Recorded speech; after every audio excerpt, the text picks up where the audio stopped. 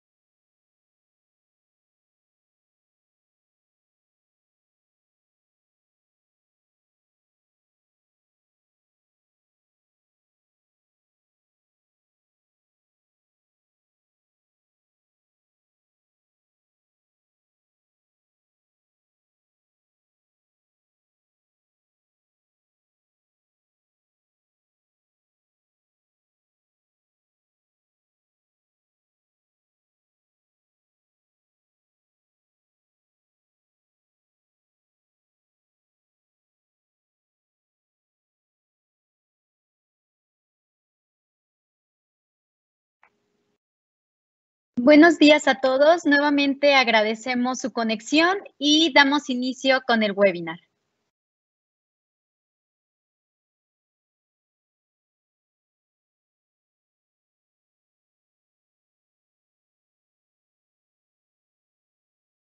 Buenos días a toda la comunidad educativa que el día de hoy nos acompaña. A nombre de la Secretaría de Educación de Guanajuato, les damos una cordial bienvenida al webinar Construyendo el Camino hacia las Estrellas con el doctor Daniel Tafolla. A continuación, les daremos una breve reseña de nuestro ponente. Daniel Tafolla es originario de la comunidad Pescadores, municipio de Pénjamo, en Guanajuato. Nació en La Piedad, Michoacán, y estudió el bachillerato en el Cebetis 84. Concluyó la carrera de Ciencias Físico-Matemáticas en la Universidad Michoacana de San Nicolás de Hidalgo e hizo una maestría en astronomía en el Centro de Radioastronomía y Astrofísica. Posteriormente, de doctorado en el Center for Astrophysics de la Universidad en los llevó a cabo postdoctorados en la Universidad de Kagoshima en Japón y en la Universidad de Tecnología de Chalmers en Suecia.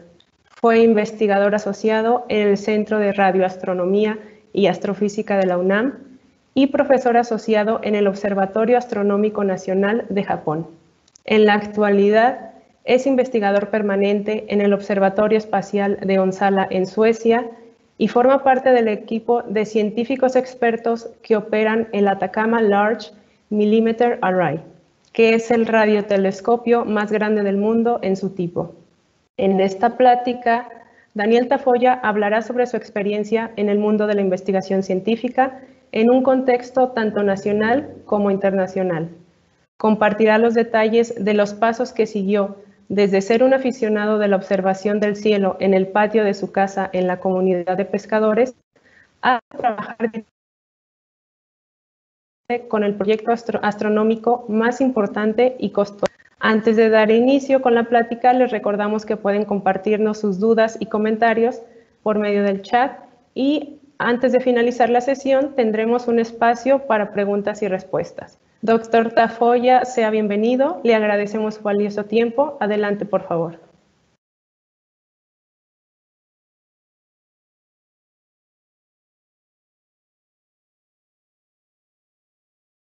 Doctor, perdón, no lo escuchamos. Si podría, denos un minutito, por favor, para prender su micrófono. Sí, ¿podría apoyarnos al prenderlo, doctor, por favor?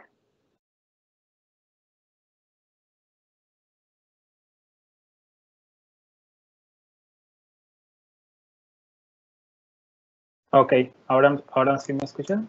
Listo, doctor, lo escuchamos. Muchas gracias.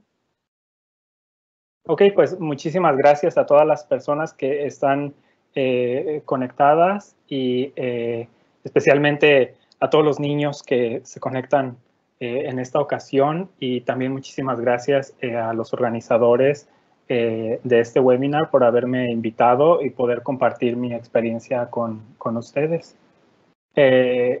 No sé si ya puedo entrar directamente en lo que es la plática. Sí, claro, doctor, adelante. Ok, bueno, muchas gracias. Bueno, pues el día de hoy voy a platicar, como ya ustedes podrán haber visto, el título de la plática es Construyendo el camino hacia las estrellas. Y pues básicamente me gustaría compartirles mi experiencia desde que, como ya se mencionaba en la introducción que hicieron el favor de mencionar sobre mi experiencia de cómo fue que me interesé por la astronomía, la ciencia en general, y bueno, cómo fue que fui buscando los caminos que me permitieran pues lograr eso que yo quería tanto, ¿no? Cuando era un niño, que era entender el universo, conocer en dónde vivimos en el universo, etcétera, etcétera. Entonces, bueno, pues ese camino me trajo hasta el lugar donde ahora estoy, que es en el Observatorio Espacial de la Universidad de Chalmers en Suecia. Y bueno, yo quisiera comenzar esta plática con una pregunta que me hacen muy seguido cuando les digo, cuando la gente me pregunta que si dónde vivo, y les digo, bueno, que vivo en Suecia. Una pregunta que me hacen muy comúnmente ¿es Suecia o Suiza? Entonces, bueno, hay como esa confusión, ¿no? De si es Suecia o Suiza. La respuesta es de que es Suecia. Y bueno, Suecia y Suiza son países muy diferentes, son dos países. Aquí a la izquierda de la diapositiva que estoy mostrando, pues está la bandera de Suecia, y a la derecha está la bandera de Suiza. Las dos son una cruz, pero diferentes. Suecia se encuentra al norte de Europa y Suiza se encuentra en el centro de Europa. En Suecia se habla sueco, y en Suiza se habla alemán, francés e italiano. Y en Suecia el dinero que gastamos se llaman coronas, y en Suiza el dinero son los francos suizos. Entonces, bueno, esos son digamos, a grandes rasgos, algunas de las diferencias que hay entre los países de Suecia y Suiza. Y bueno, probablemente para algunos de ustedes que hayan escuchado sobre este país, sobre Suecia, algo que probablemente se les haga familiar o que relacionen con este país, pues es de que esta región de Europa es donde hubo hace muchos años, pues estos personas que se llamaban a sí mismos los vikingos, ¿no? Entonces, bueno, de por acá son los vikingos. Actualmente, pues ya no son como tales. Pero, bueno, Suecia también tiene otras características. Por ejemplo, el hecho de estar muy al norte en el planeta permite que desde acá se puedan ver estos fenómenos en la atmósfera que se llaman las auroras boreales. Entonces, en ciertas épocas del año, cuando se oscurece mucho, podemos ver las auroras boreales. Lluvia, ¿todo está bien con el audio? ¿Se sigue escuchando bien?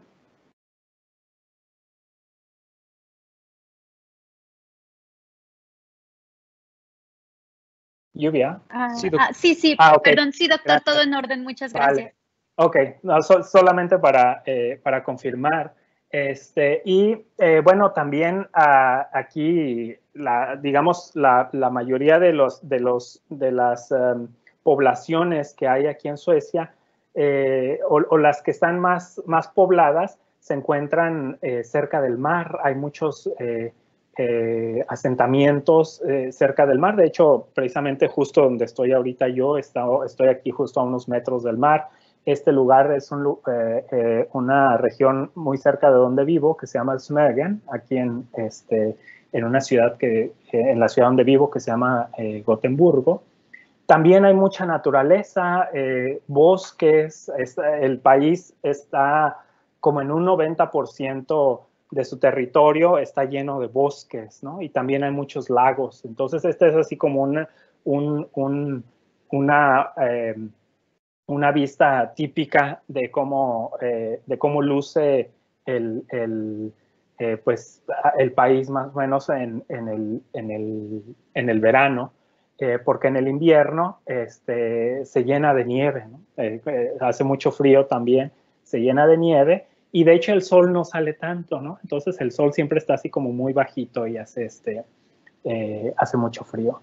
Entonces, bueno, una pregunta que uno se puede hacer es, bueno, exactamente dónde se localiza Suecia en el mundo, ¿no?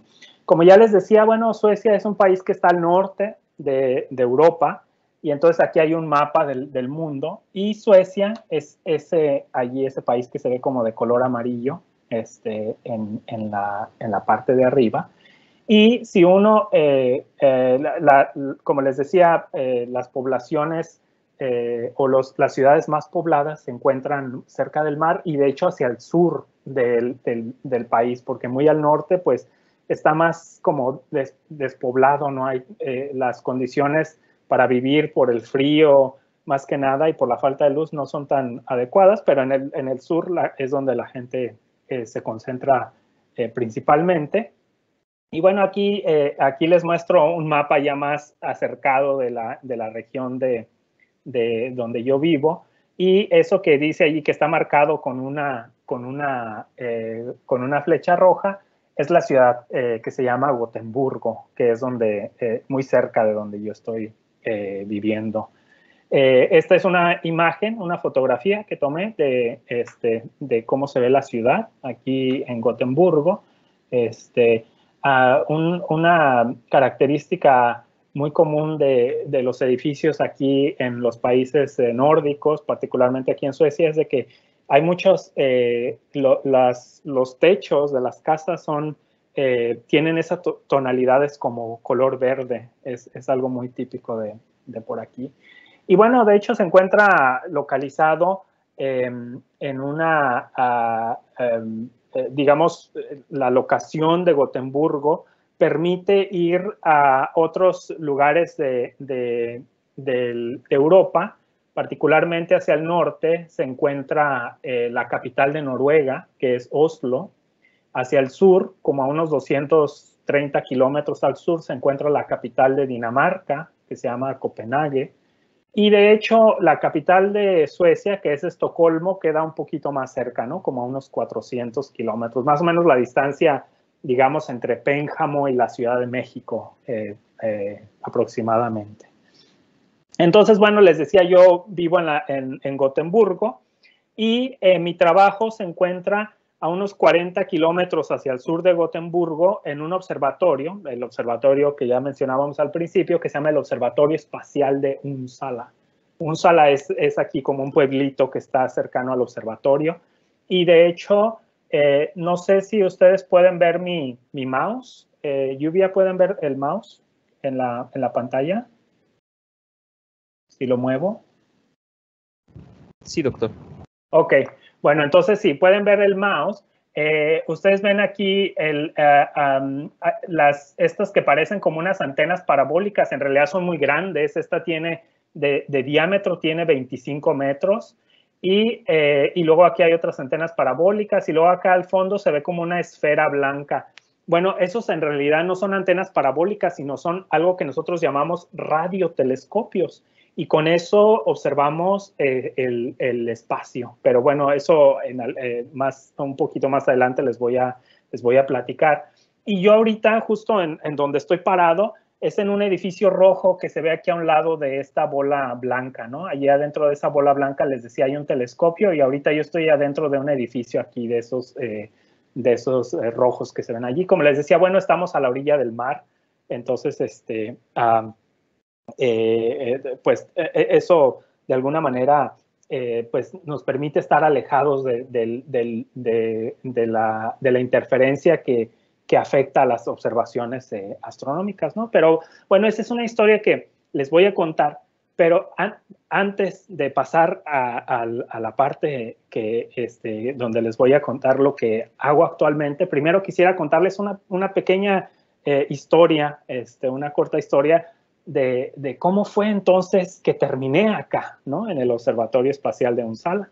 Bueno, pues ya hace algún tiempo, ya hace algunos años, pues yo, como ya se mencionaba al principio, en la introducción, yo nací en La Piedad, Michoacán, y bueno, crecí en un rancho que se llama Pescadores, la comunidad de pescadores en el municipio de Pénjamo, pero es muy cercano allí a La Piedad. Está el río Lerma, entonces Pescadores está muy cercano a la comunidad de Santa Ana, Pacueco, y bueno, nada más está ahí el río, ¿no? El puente que conecta La Piedad, Michoacán con Santa Ana. Entonces es muy común que pues la gente de allí cruza hacia La Piedad, ¿no? Entonces, pues yo, aunque mi casa, la casa de mis papás está del lado de Guanajuato, en el rancho Pescadores, pues para muchas cosas, la secundaria, yo fui a la secundaria Reyes, que está allí en la licenciado Rafael Reyes, que está en La Piedad, y luego a la preparatoria fui al Cebetis 84, que está en una parte de La Piedad que se llama la Ciudad del Sol. Entonces, bueno, pues allí fue donde yo estuve estudiando la preparatoria en el Cebetis, y justo cuando estaba en la preparatoria me encontré un libro que me cambió la vida. Ese libro es el que les estoy mostrando aquí en la pantalla, que se llama Cosmos, de un astrónomo norteamericano que se llamaba Carl Sagan. Entonces, mi papá me lo compró en una feria de libros que había allí en la Plaza de La Piedad. Lo abrí, lo empecé a leer y me fascinó tanto que yo dije, es que esto es lo que yo quiero hacer en la vida, ¿no? Yo quiero entender el lugar en el que se encuentra la Tierra, por qué gira alrededor del Sol, qué hay más allá del sistema solar, qué es eso que llamamos la galaxia, qué son los agujeros negros, cómo mueren las estrellas, cómo nacen, un montón de cosas que había dentro de ese libro.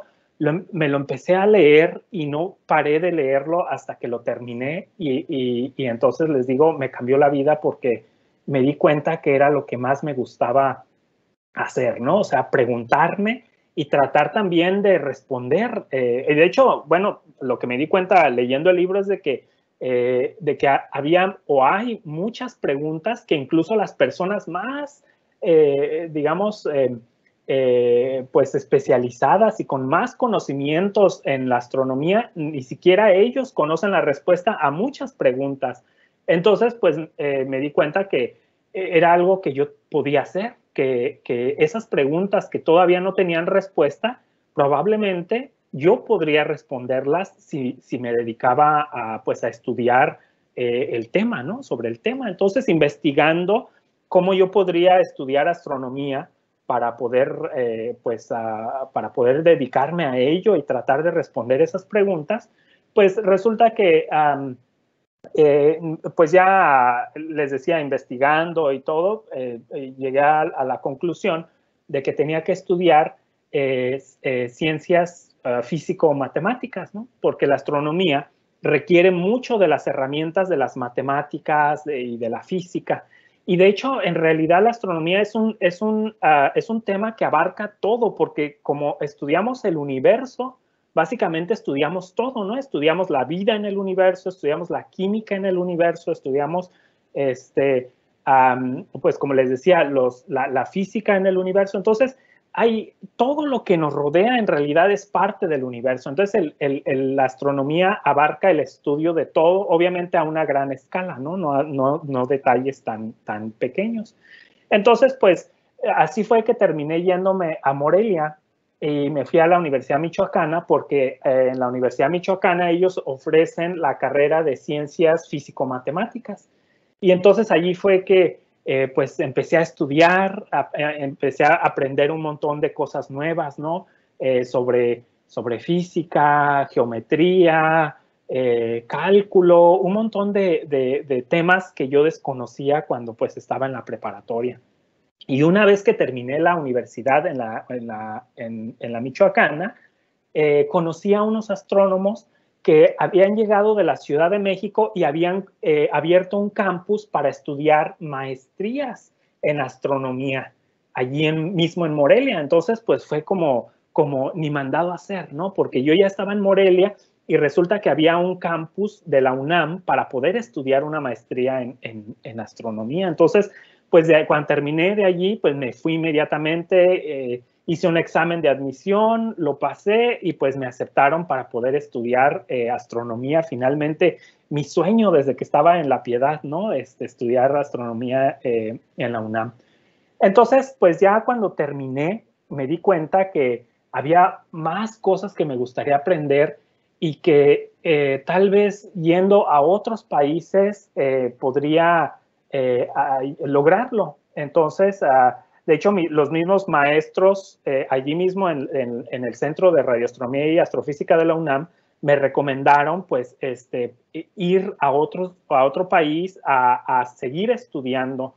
Y así fue como pues buscando y preguntándole a los mismos maestros allí, a los profesores de la UNAM, dónde podía ir. Ellos me guiaron para poder estudiar y hacer mi trabajo de investigación del doctorado en Estados Unidos. Entonces, pues así fue como ya de allí de Morelia, cuando terminé la maestría, pues el siguiente destino en mi ruta hacia lo que yo quería hacer, pues fue en Estados Unidos, en una ciudad que se llama Boston. Y de hecho, digamos, el instituto donde yo estaba pertenece a la Universidad de Harvard. Entonces, la Universidad de Harvard está en el lado está allí mismo en la región de Boston, pero es una ciudad que se llama Cambridge. Entonces, así fue como terminé en Estados Unidos, pues siguiendo esto de la astronomía y haciendo el doctorado, ¿no? Entonces, así fue que hice el doctorado. Y una vez estando allá, pues tuve también la oportunidad de visitar otros lugares, ¿no? Visité precisamente relacionado con el mismo trabajo, porque en los mismos estudios que yo hacía requerían que los resultados los presentara en algún congreso en otro país, y así fue como conocí otros lugares como España o Asia, Japón. Y entonces, cuando viajé a Japón para presentar mis resultados, resulta que pues allá había gente, investigadores, trabajando en lo mismo que yo trabajaba en Estados Unidos, pero que me iba a permitir conocer un poco más. Y entonces fue así como pues platicando con ellos y les conté yo la investigación que yo hacía. Y entonces ellos me dijeron, ¿por qué no te vienes a trabajar con nosotros acá a Japón?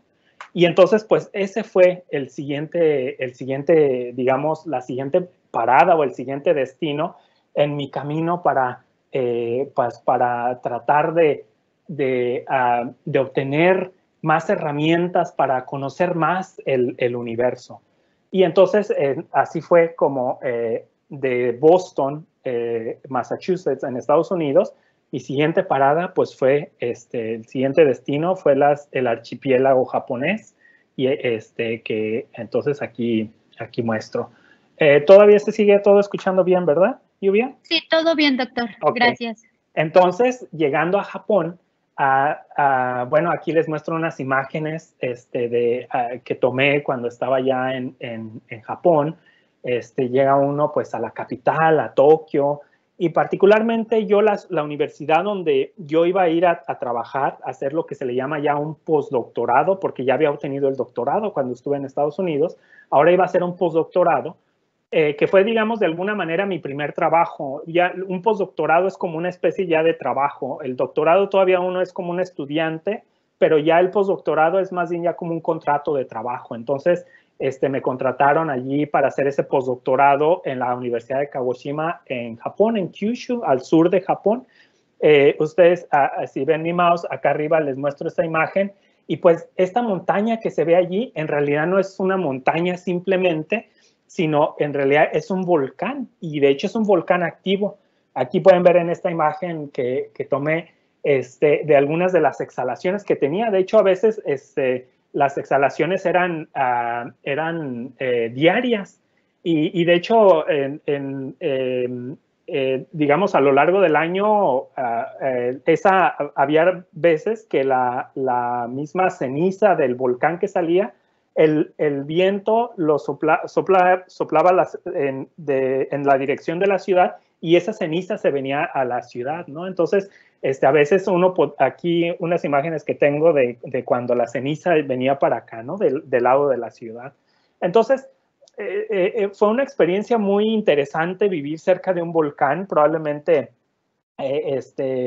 pues obviamente en México también hay volcanes, hay gente que está familiarizada, pero en La Piedad pues no hay. Entonces, o allí cerca, ¿no? En Pénjamo, al menos yo nunca tuve esa experiencia, pero fue interesante. A veces un poco de miedo, pero interesante. Y bueno, Japón, un país lleno de contrastes, de cosas que yo nunca había visto, me fascinó. Yo viajé mucho por Japón para conocer su historia, su cultura, su comida. Aquí les muestro unas imágenes, por ejemplo, de los templos japoneses, estos templos budistas, de la religión budista, y luego hay otra religión que se llama el shintoísmo. Entonces, me fascinó mucho, y pues incluso pues me puse a estudiar el idioma, y lo practicaba, ¿no? Lo intentaba practicar pues para dominarlo, hasta que finalmente pues logré de alguna manera ya poder comunicarme con la gente en japonés, ¿no? Y entonces eso fue algo también muy interesante, poder interactuar con los japoneses hablando en japonés. Es algo que yo tenía muchas ganas, y pues parte de la experiencia. Muchas veces cuando uno está en el extranjero y que no se habla el idioma con el que uno creció, en este caso el español, puede parecer como que es un obstáculo de decir, es que en Japón pues no se habla español, va a estar difícil la vida. Pero yo, más que verlo como un obstáculo, yo lo veía más bien como una oportunidad de decir, es que yendo a Japón, en lugar de tener el obstáculo de no hablar el idioma, tengo la oportunidad de aprender un nuevo idioma. Y así fue como lo tomé. y pues resultó, ¿no? Entonces, pude aprender a hablar en japonés. Después de allí me fui a trabajar también a la capital, a Tokio. Aquí les muestro una imagen del atardecer en Tokio. También fue una experiencia completamente diferente. A vivir en la gran ciudad, ¿no? Llena de millones de personas, muchísimas líneas de tren, edificios y todo muy diferente a, pues, a como yo había crecido en el rancho allá en Pénjamo. Aquí les muestro otra imagen de otra región de allí mismo de Tokio, donde pues pueden ver muchas luces, anuncios, etcétera, etcétera, ¿no? Entonces, pues les decía, obviamente a la par que estaba yo cumpliendo ese anhelo que yo tenía de entender el universo, también estaba o me permitió pues conocer el mundo, lo que tenemos aquí mismo en la Tierra, ¿no? Las diferentes culturas, comida, lenguajes. Aquí hay otra imagen de una región de Tokio que se llama Akihabara, que es como la capital de las animaciones, ¿no? Lo que le llaman el anime y lo que le llaman en japonés el manga, que son como los cómics que uno lee, que son como los dibujitos, ¿no?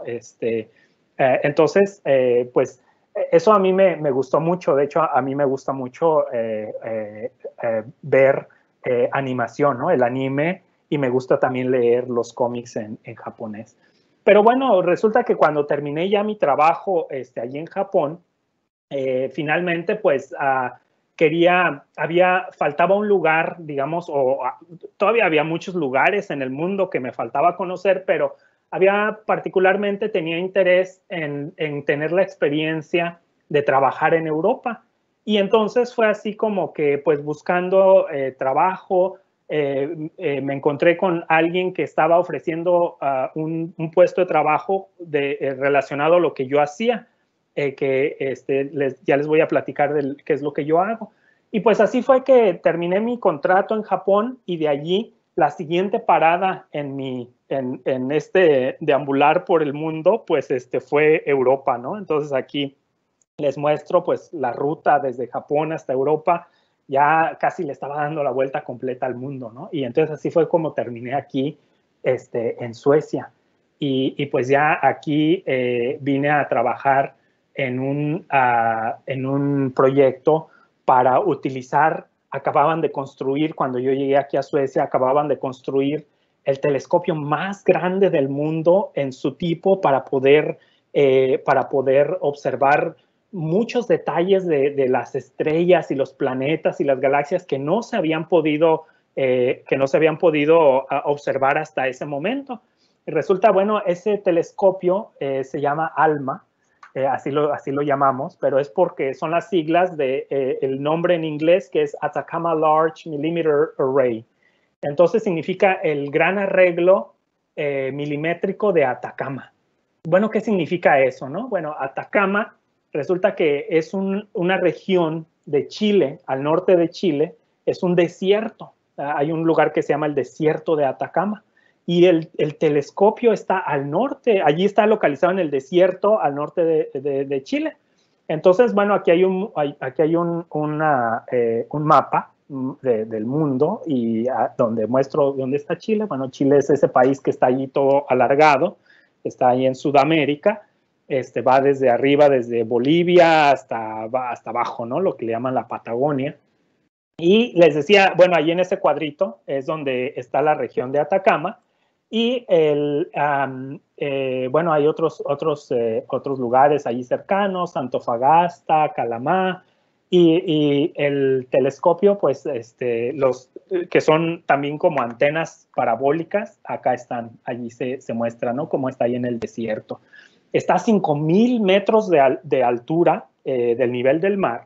O sea, está muy, muy alto, allá hay muy poco oxígeno, pero en realidad necesitamos que los telescopios estén muy altos porque la atmósfera causa interferencia en nuestras observaciones. Entonces, necesitamos estar lo más alto posible para no tener tanta atmósfera arriba de nosotros y poder hacer nuestras observaciones. Entonces, ahí yo estoy visitando el observatorio. En realidad, yo no trabajo, digamos, estando directamente allá, no necesito estar allá, yo puedo estar aquí en Suecia y conectarme todo por internet, pero de vez en cuando sí se requiere que vayamos allí al lugar a operar los telescopios y pues me ha tocado antes de que iniciara lo de la pandemia, pues podíamos viajar mucho más y entonces iba seguido allá a Chile a operar los telescopios.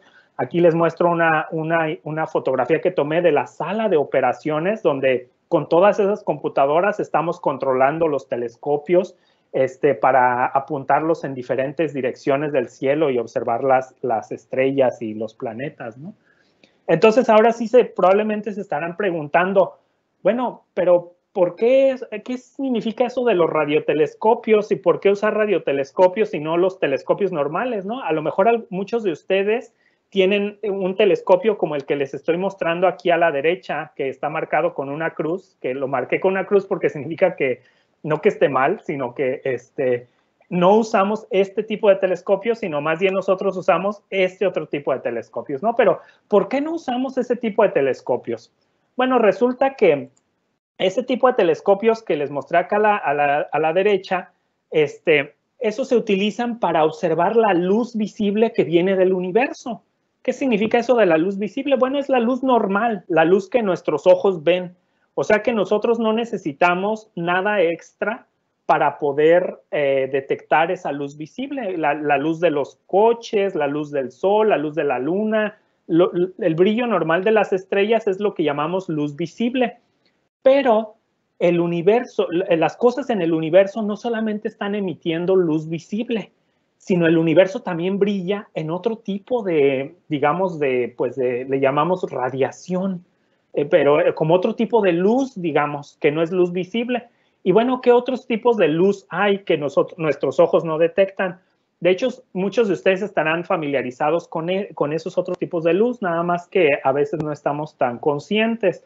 Los rayos X con los que nos toman las radiografías, esos son otro tipo de luz que nuestros ojos no ven, pero que sí podemos cuando ponemos una placa que se vela con los rayos X y ponemos la mano y pasamos los rayos X, podemos ver los huesos, ¿no? Entonces, ¿qué fue lo que hizo que se velara la placa y al pasar por nuestra mano? Pues fueron los rayos X. Otro tipo de radiación que es una luz que nuestros ojos no ven es la luz infrarroja. Cuando ustedes utilizan el control de la televisión y le aprietan a los botones para cambiar de canal y todo eso, en realidad el control de la televisión está emitiendo rayos infrarrojos, pero nuestros ojos no lo ven. Entonces, bueno, ese es otro tipo de luz. Y cuando hablamos por teléfono o cuando usamos el internet en el teléfono, en realidad el teléfono se está comunicando con antenas y con satélites utilizando otro tipo de luz, pero esa luz, lo que la llamamos ondas de radio. Bueno, resulta que el universo también, las estrellas, las galaxias, de forma natural, emiten ondas de radio. Y de hecho podemos aprender muchísimas cosas del universo observando las ondas de radio. Entonces el universo se ve así. Fíjense, cuando uno observa con ondas de radio, allí se ve como un circulito mostrando la diferencia.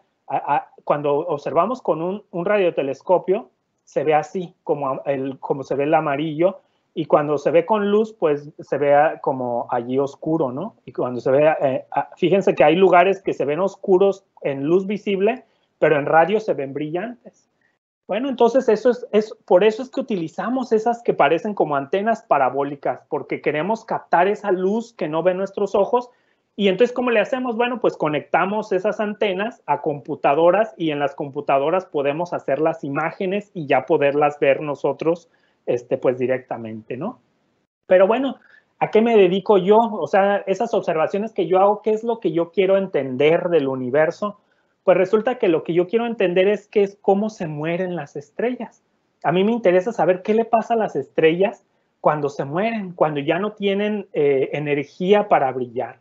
Y bueno, entonces, por ejemplo, aquí tenemos una imagen del Sol y resulta que el Sol está brillando porque adentro tiene combustible. Ese combustible le llamamos hidrógeno, es un gas que se llama hidrógeno y ese gas se está quemando y eso es lo que está haciendo que el Sol brille. Pero ¿qué le pasa al Sol cuando ese combustible se le acabe? Cuando ya no haya hidrógeno en el Sol. Bueno, pues resulta que les voy a mostrar aquí 4 imágenes de cómo pensamos qué es lo que va a pasar aquí en la Tierra cuando el Sol se le acabe el combustible.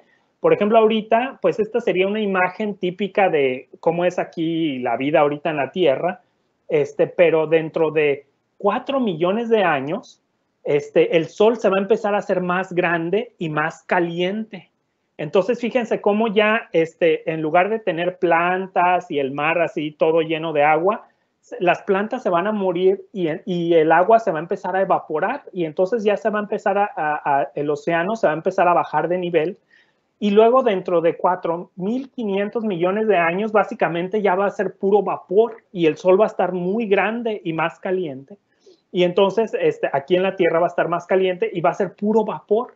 Ya no, obviamente en este tiempo, pues ya no va a poder existir la vida como la conocemos ahora. Y dentro de unos 5.000 millones de años, en realidad el Sol se va a haber convertido en una estrella gigante roja y ya no va a haber vida en la Tierra, así como lo ven allí. Pero bueno, estas son imágenes dibujadas, ¿no? De lo que ahora sabemos, a través de las investigaciones que hacemos, sabemos qué es lo que le va a ocurrir al Sol. Más o menos lo sabemos.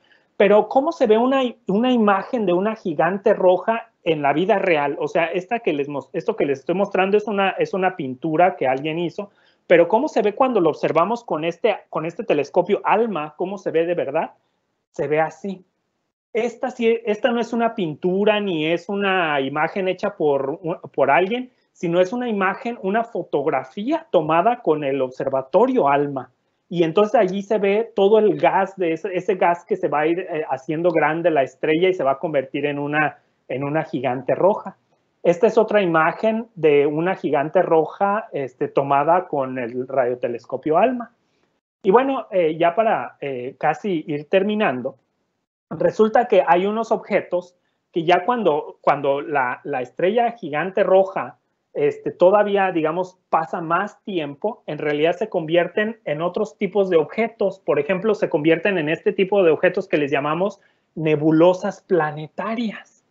Y si se fijan, son muy diferentes.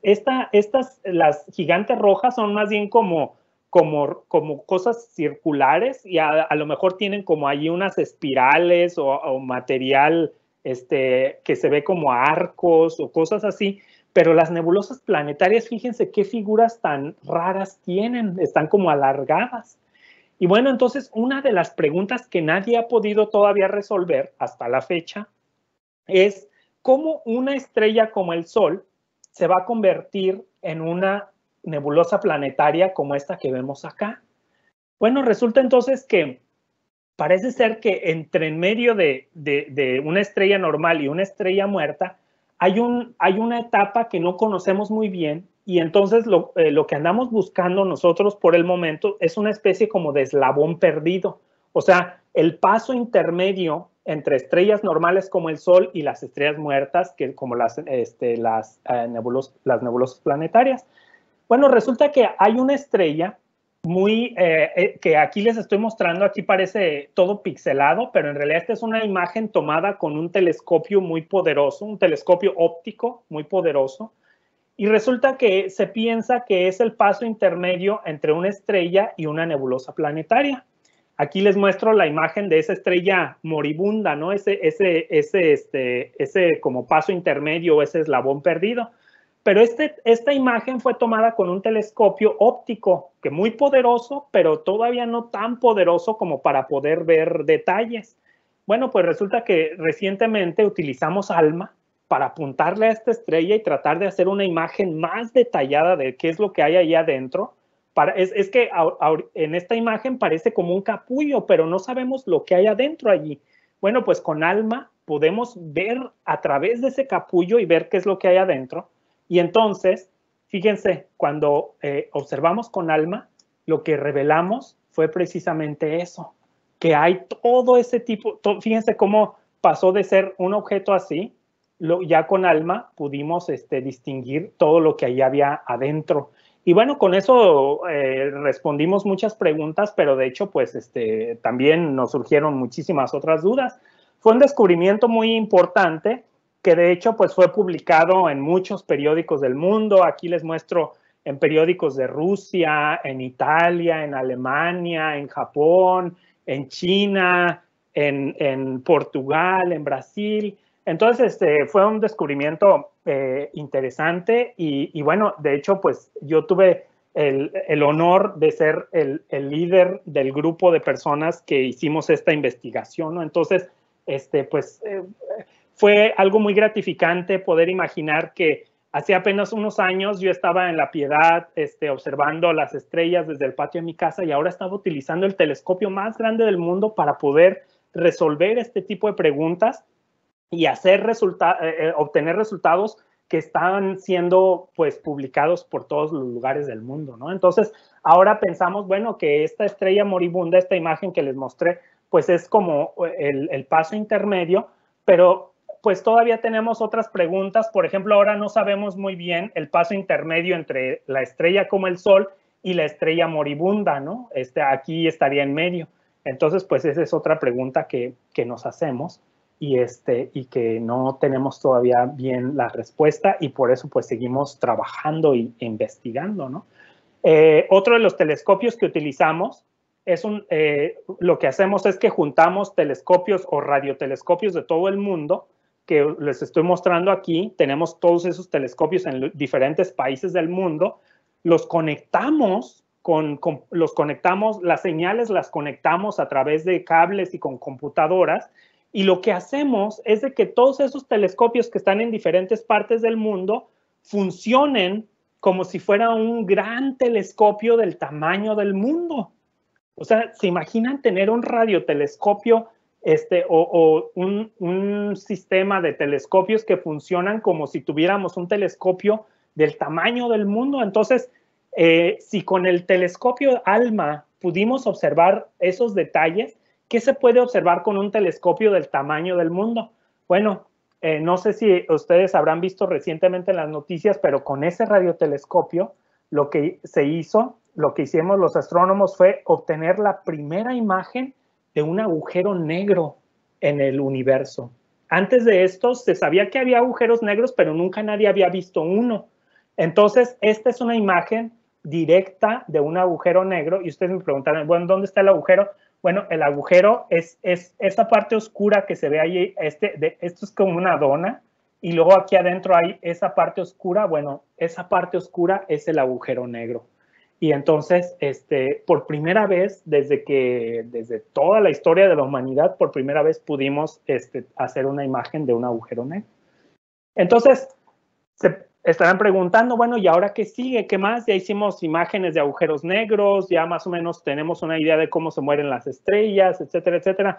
Bueno, resulta que todavía tenemos planes de construir otros telescopios más poderosos.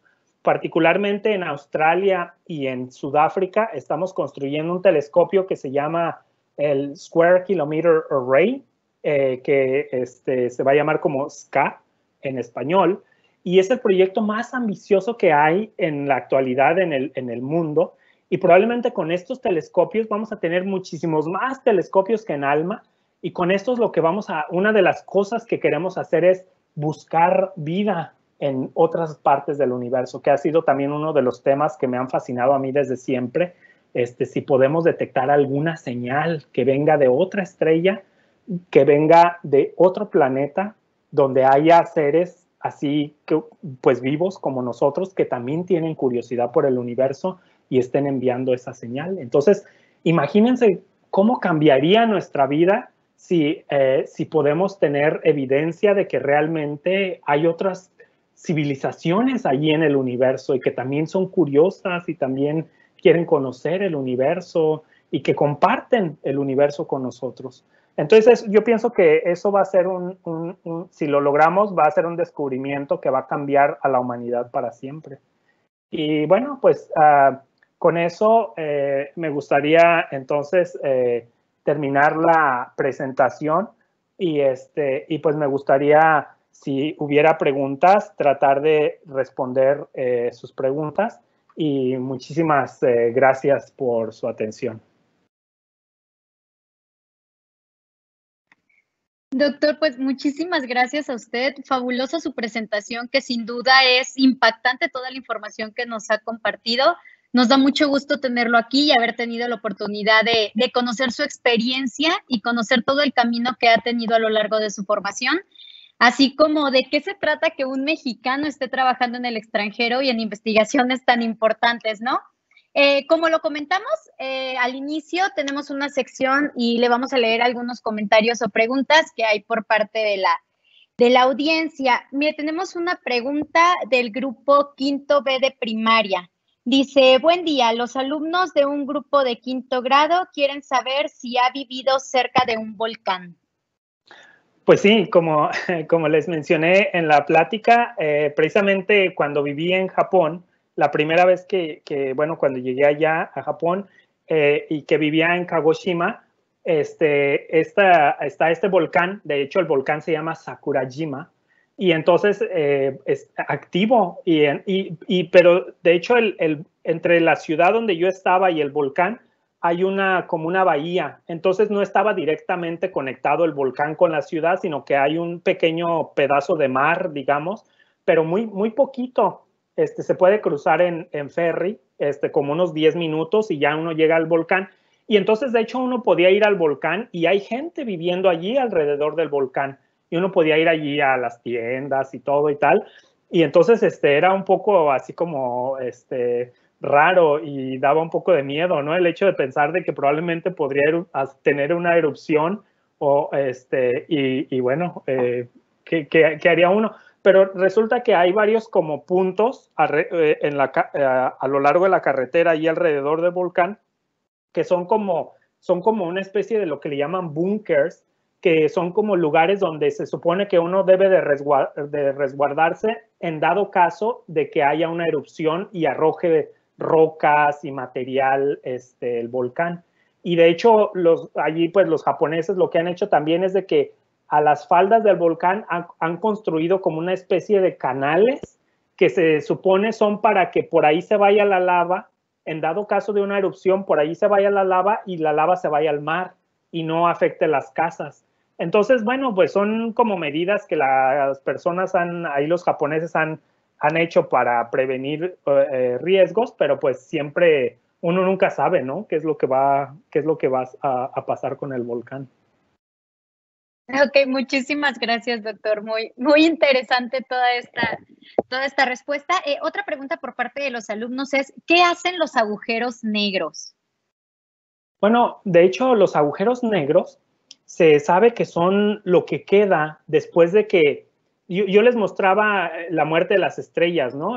Que se vuelven gigantes rojas y luego se vuelven nebulosas planetarias y tal. Bueno, las estrellas como el Sol, ya una vez que se vuelven nebulosas planetarias, de hecho ya al final, ya cuando ya básicamente ya quedan completamente muertas las estrellas, como el Sol, se vuelven en un tipo de objeto que le llamamos enanas blancas. Son unas estrellas muy pequeñitas, pero de color blanco, y entonces por eso les llamamos enanas blancas. Pero hay estrellas más grandes que el Sol. El Sol es una estrella más o menos mediana, ¿no? De hecho, hasta se podría decir que pequeña el Sol. El Sol es una estrella y es una estrella más o menos pequeña. Hay estrellas de como unas 20 veces más grande que el Sol, o sea, más pesadas, tienen 20 veces más material que el Sol, y esas estrellas cuando mueren, no mueren en forma de una gigante roja, ni como una nebulosa planetaria. Esas estrellas mueren como en una explosión gigantesca, que de hecho le llamamos una explosión de una supernova. Entonces, lo que queda después de esa supernova es un agujero negro. Y esos agujeros negros, bueno, si uno no, digamos, uno puede ponerlo así, si uno no se acerca al agujero negro, no hacen nada. Allí son regiones del espacio en donde todo lo que entra ya no sale. No puede salir, ni siquiera la luz puede salir, que la luz es lo más rápido en el universo. Entonces, como no hay nada más rápido que la luz, pues nada puede salir. Ya les decía, incluso la luz se queda atrapada ya dentro del agujero negro. Entonces, ¿qué hacen? Pues no, los agujeros no se mueven, están allí simplemente, pero lo que hacen es de que cuando se acerca algo, una estrella, un planeta, cuando se acerca a una región muy cercana al agujero negro, lo que hace es que lo absorbe y ese objeto se mete al agujero negro y ya nunca puede salir, se pierde.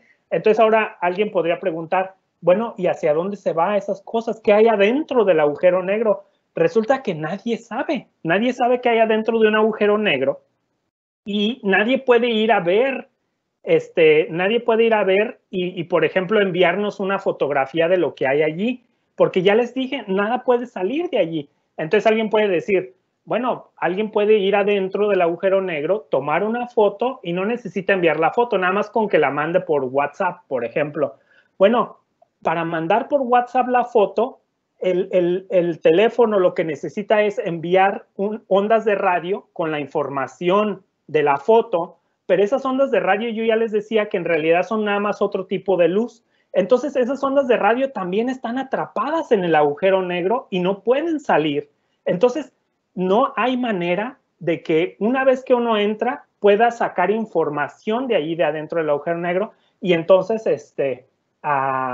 por eso es de que nadie sabe qué hay adentro de un agujero negro.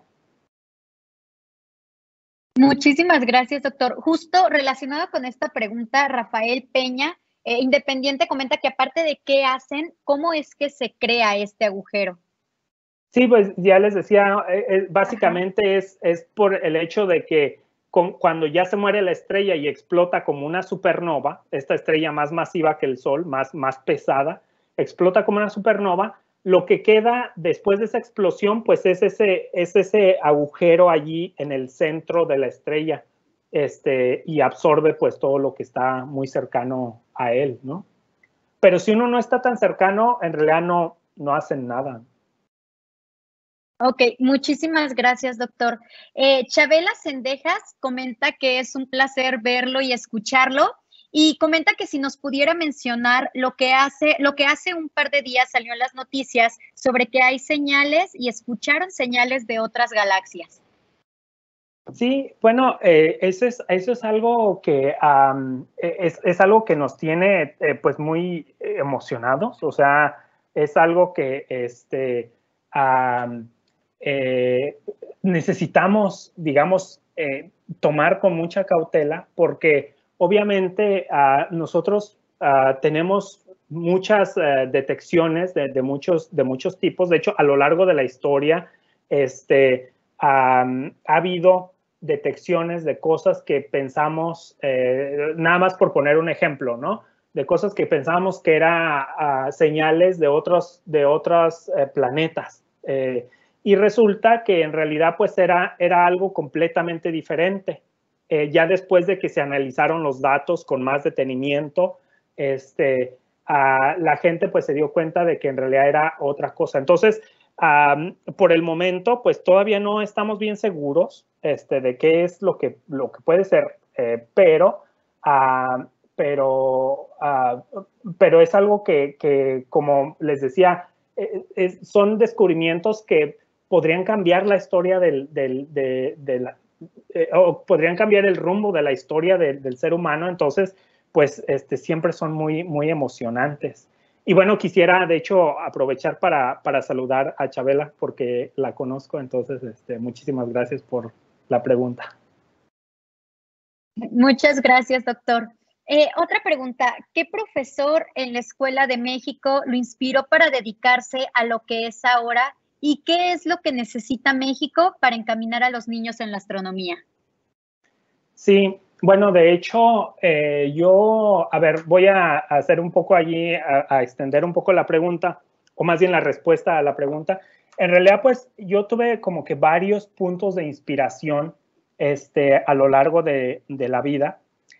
Cuando yo era un niño, en realidad, una de las personas que más me inspiraron fue mi papá, porque él siempre ha sido una persona como muy curiosa y de hecho yo pienso que en gran medida la curiosidad que yo tengo fue como alimentada por mi papá, porque él siempre me contaba cosas de la naturaleza, de que los átomos, que la luna, la luz, un montón de cosas. Entonces, de ahí yo pienso que empezó a nacer mi curiosidad por la naturaleza.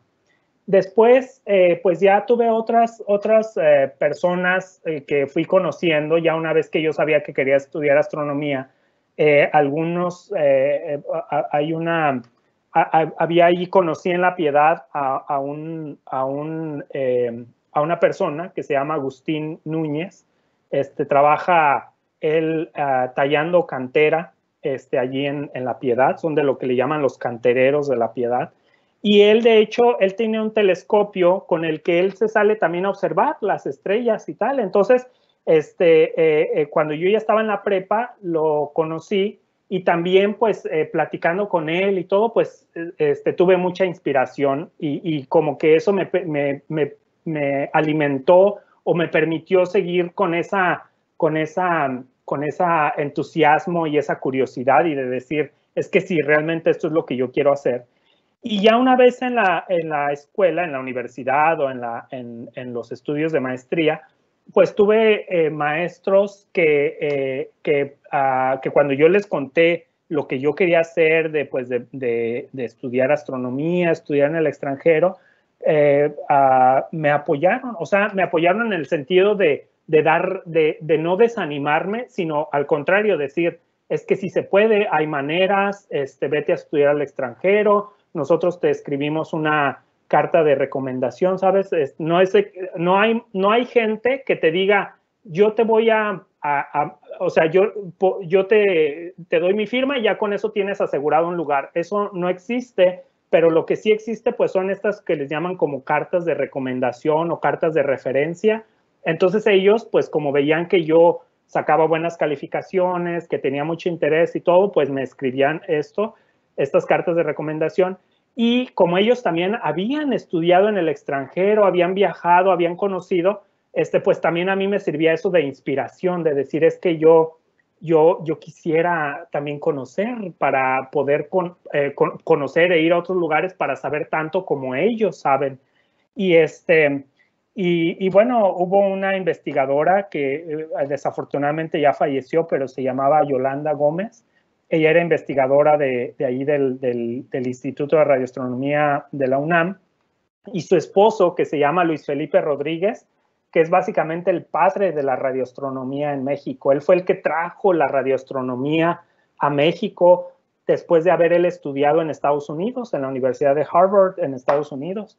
Entonces, él fue también mi profesor y obviamente pues fue una inspiración. Yo también cuando lo conocí dije, es que yo también quiero ir a Estados Unidos, quiero también ir a Harvard como él y tal, ¿no? Entonces, finalmente, probablemente una inspiración que siempre estuvo ahí detrás de todo esto fue el astrónomo norteamericano que yo les decía, que se llama Carl Sagan, porque siempre traje el libro conmigo y siempre, de hecho, hasta la fecha, todavía, justo, en estos momentos en los que pues ya yo también me dedico a esto, ya hago investigación y todo, pero hasta estos días, a veces cuando las cosas se me complican o a veces que tengo un mal día o que a veces, no sé, por alguna razón, me siento un poco así como agobiado por el trabajo y tal, a veces todavía cojo el libro, lo abro y me pongo a leerlo para recordar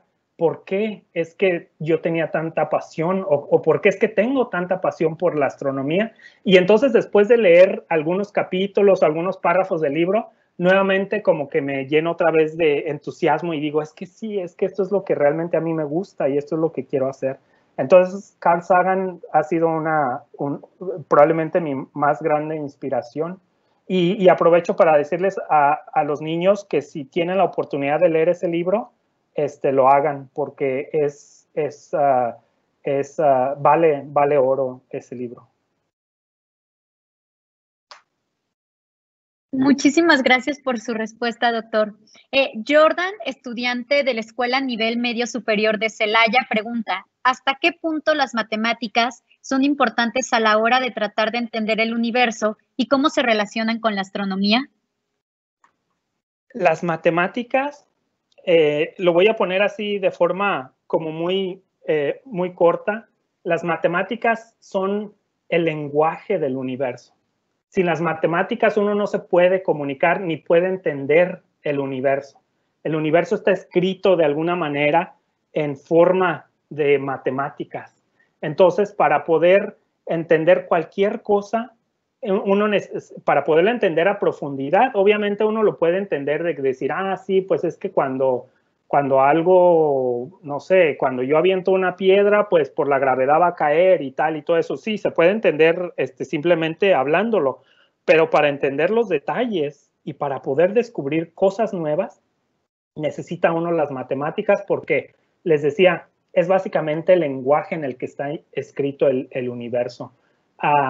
Entonces es como, les decía, es como querer comunicarse o es como que querer entender el universo sin las matemáticas es como querer leer un libro en japonés o en chino sin saber japonés ni chino. Entonces, necesariamente tiene uno que saber matemáticas y es lo que se necesita diario. O sea, yo todos los días para mi trabajo necesito hacer cálculos matemáticos, resolver ecuaciones, y de hecho, en la actualidad, todo eso ya no se hace tanto a mano, o sea, no es de que, aunque sí todavía aquí tengo mis libretas llenas de, obviamente, ¿ustedes me están viendo o no me están viendo? Sí, sí lo vemos, doctor. Ajá, o sea, tengo mis libretas llenas de ecuaciones y cosas aquí para entender, pero todo esto en realidad más bien lo que se hace ya, digamos, en la modernidad, es de que todo lo hacemos en programación, o sea, todo lo programamos en computadoras. Hay lenguajes de programación, particularmente hay un lenguaje que se llama Python, y entonces todo eso lo ponemos en la computadora y le decimos a la computadora que haga los cálculos. Obviamente la computadora no lo puede hacer sola, necesita que uno le diga a la computadora qué hacer, y entonces todo lo programamos y ya simplemente ya después que terminamos de programarlo, le apretamos un botón y la computadora hace todos los cálculos y ya nos da la respuesta que andamos buscando, ¿no? Entonces, las matemáticas son esenciales para entender no solamente la astronomía, pero prácticamente cualquier ciencia y por ende el universo. Excelente, doctor. Muchísimas gracias. La siguiente pregunta es de unas aves, el vicario en Apaseo el Grande, y preguntan, ¿le fue difícil salir adelante con su carrera? Me refiero al ámbito económico. Sí, a ver, cuando yo les dije a mis papás que quería estudiar esto, pues todavía estaba, o sea, todavía no tenía un trabajo ni nada, dependía económicamente de mis papás. Y afortunadamente, o digamos, yo puedo decir que tengo la fortuna de tener unos papás que, a pesar de que ellos no tenían idea de qué se trataba esto, nunca me desanimaron y de hecho, pues siempre me apoyaron económicamente, porque ellos, obviamente, ellos probablemente pensaban que a lo mejor pues yo me iba a ser un trabajo más conocido para ellos, ¿no? Como ser un ingeniero, ser un contador, un arquitecto, algo que ellos sabían que podía encontrar trabajo. Pero cuando incluso no solamente mis papás, fíjense, incluso mis maestros de la preparatoria, particularmente tuve un maestro en la preparatoria que yo le dije, es que yo quiero ser astrónomo, y lo que me dijo ese maestro fue, pero ¿y aquí en La Piedad de qué vas a trabajar de eso? Eso no te dediques, dedícate a algo que haya, campo laboral aquí.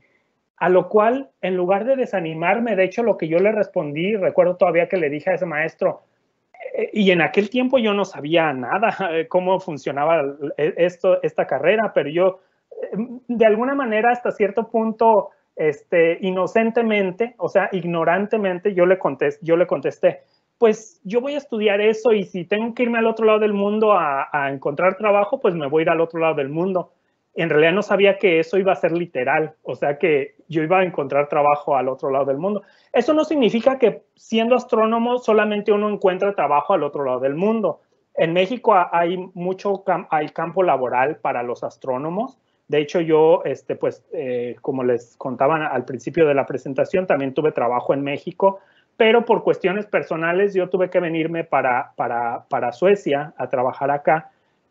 Pero en realidad hay mucho trabajo, bueno, no hay abundancia así de trabajo para astrónomos, pero sí hay oportunidades para trabajar en México y los salarios no son elevados, o sea, uno no se vuelve rico de esto, porque la riqueza de este trabajo no está en lo que uno gana en forma de dinero, sino en el hecho de poder hacer lo que a uno le apasiona y de poder observar el universo directamente sin que a uno le cuenten las cosas. Uno a veces ve en las noticias, descubrieron un agujero negro, encontraron esto, encontraron lo otro en las noticias. Nosotros no tenemos que esperarnos a ver las noticias, nosotros somos los que hacemos esos descubrimientos. Entonces, para mí, ser un científico es como para un futbolista precisamente ser eso, ¿no? O sea, en lugar de ver el fútbol en su casa sentado en la televisión, lo que hace un futbolista pues es que es el que mete los goles, él está allí en la cancha metiendo goles. Entonces los científicos lo que hacemos es precisamente eso, es que estamos directamente en interacción con el universo tratando de entenderlo y esa es la recompensa, lo que compensa el hecho de que nuestros salarios no sean abundantes. No significa que no sean buenos, en realidad se puede vivir muy bien, se vive cómodamente con un trabajo como este, pero pues hay otros, si lo que uno quiere en realidad es volverse rico, hay otros tipos de trabajos que le dan a uno más dinero. Y entonces, yo, obviamente, la carrera en sí, estudiar una maestría, irse al extranjero, todo eso, pues requiere mucho dinero, ¿no? Porque alguien se podría preguntar, ¿quién le pagó todos esos viajes? ¿A dónde? Cuando fue a Estados Unidos, ¿quién le pagaba todo eso? ¿Su familia es rica? No, en realidad mi familia es muy humilde. No tenemos, no somos personas de que tengamos una herencia de que seamos personas adineradas. Al contrario, somos muy humildes en mi familia, pero si a uno le gusta lo que hace y tiene pasión, en realidad hay muchas oportunidades, en forma de becas. Los mismos maestros a uno lo van guiando y le dicen, mira, aplica para esta beca porque con eso pues vas a poder tener dinero para esto o lo otro, o para viajar hay apoyos también por parte del gobierno para poder viajar, y de hecho cuando yo ya me fui a Estados Unidos, el gobierno que me apoyó pues fue el gobierno de los Estados Unidos y luego el gobierno de Japón. O sea, los gobiernos tienen ciertas fondos que son destinados para el desarrollo de la ciencia y la tecnología de los países. Entonces, pero eso solamente es si uno tiene la pasión y hace uno su trabajo bien, porque obviamente los recursos son limitados. Y entonces, digamos que en pocas palabras, lo que yo quiero decir es de que no se necesita ser rico para poder hacer esto. Cualquiera persona con mucha pasión lo puede hacer. Excelente, doctor. Muchísimas gracias por su respuesta. La siguiente pregunta es, ¿cuáles fueron los obstáculos que ha tenido al trabajar en el extranjero? Pues yo pienso que probablemente el más grande obstáculo sea el hecho de estar lejos de mi familia, el hecho de estar solo, o sea, solo en el sentido de que, por ejemplo, pues, no sé, si uno vive en Estados Unidos, pero si uno vive en Texas o en California bueno, prácticamente en cualquier lugar de los Estados Unidos, es muy probable que uno incluso viva cerca de algunos familiares o algunos amigos, pero cuando uno vive en Japón o incluso acá en Europa, uno vive más aislado de la familia, ¿no? Aquí, por ejemplo, yo no prácticamente yo veo a otro mexicano, digamos, ¿qué se podría decir? Como cada 6 meses o cada año. Entonces, básicamente vivo alejado pues, de la familia, no sé, de la comida, no hay la misma facilidad de obtener productos como pues para comer como yo comía en México. Y obviamente la diferencia de horario, pues también eso lo hace difícil porque pues no hay la misma interacción. A veces cuando yo me levanto, veo mi teléfono y tengo muchos mensajes de WhatsApp de que mis hermanos estuvieron platicando con mis papás o entre ellos así, y yo estaba dormido, entonces pues yo me perdí de toda la plática, ¿no? Y ya después ya nada más les digo, sí, gracias o algo. O cuando yo quiero mandarles algo, ellos están dormidos. Entonces, yo pienso que probablemente el más grande obstáculo pues ha sido pues hacerme a la idea, resignarme a que vivo lejos de mi familia. Por otras cosas como el lenguaje no ha sido un gran obstáculo en realidad. De acuerdo, muchas gracias, doctor. Una pregunta de parte de Isaac. ¿Cree que un agujero negro con el paso del tiempo podría absorber el sol? Y Yaritzi pregunta, ¿a qué distancia se encuentran los agujeros negros? Sí, bueno, un agujero negro, como les decía, si uno no se acerca, en realidad no hacen nada. Entonces, si el agujero negro no se está moviendo no se acerca al sistema solar, entonces no le pasaría nada al Sol. Existe la probabilidad, o sea, la probabilidad no es cero, de que después de muchos millones de años o algo, ande por allí un agujero deambulando y ese agujero negro pase muy cerca del sistema solar y pase muy cerca del Sol, y entonces sí podría absorberlo. Pero no conocemos hasta ahorita ningún agujero negro que digamos que represente ningún tipo de riesgo o peligro para el agujero, para el Sol o para el sistema solar. No hay ningún agujero negro que pensemos que se va a acercar a nosotros, ni al Sol, ni a nada, ¿no? Y de hecho el agujero negro más cercano que conocemos al sistema solar está muy, muy lejos. Le tardaría millones de años para poder llegar hasta nosotros, ¿no? Entonces,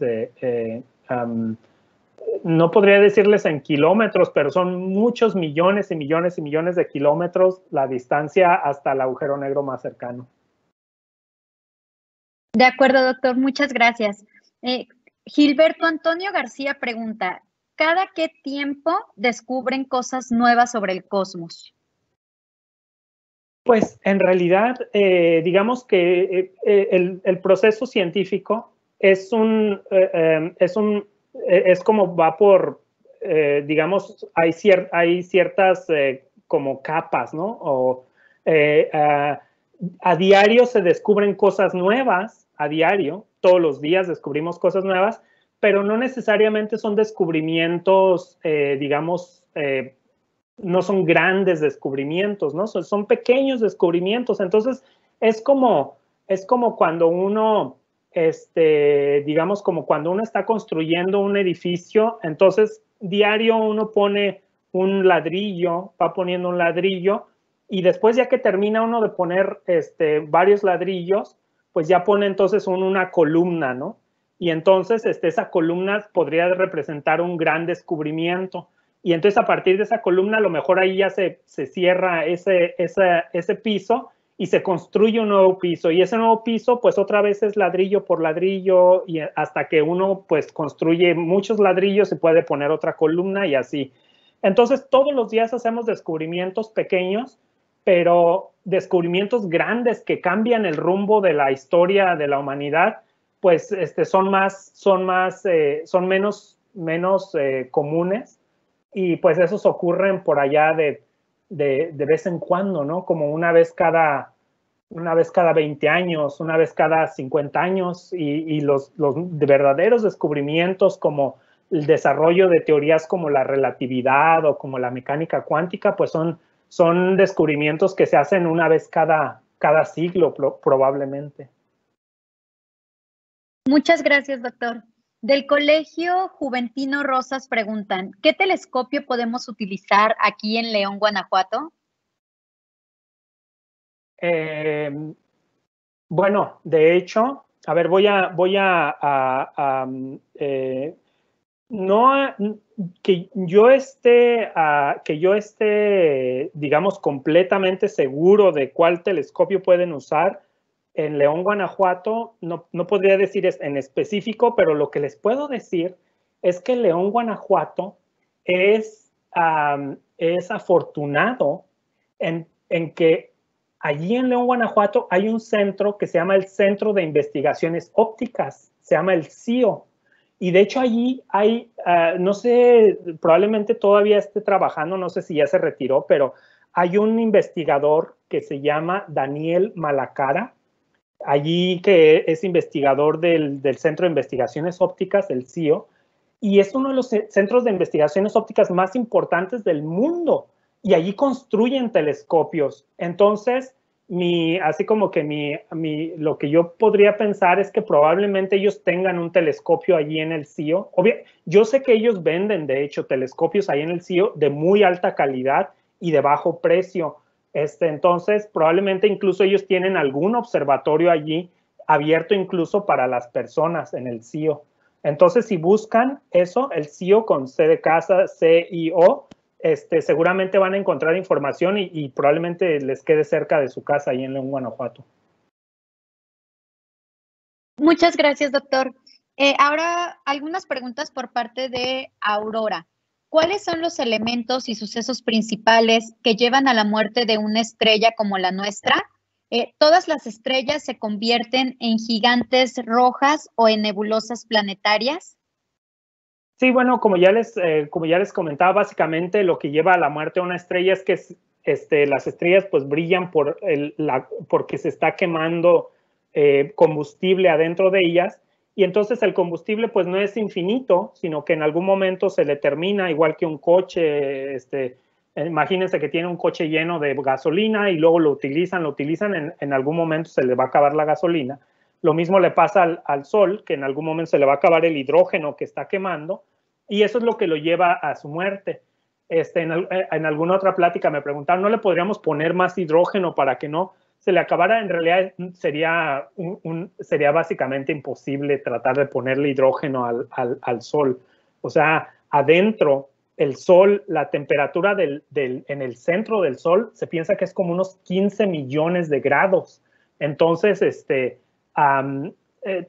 técnicamente sería prácticamente imposible meterle más hidrógeno, además de dónde traeríamos ese otro hidrógeno, ¿no? Entonces, el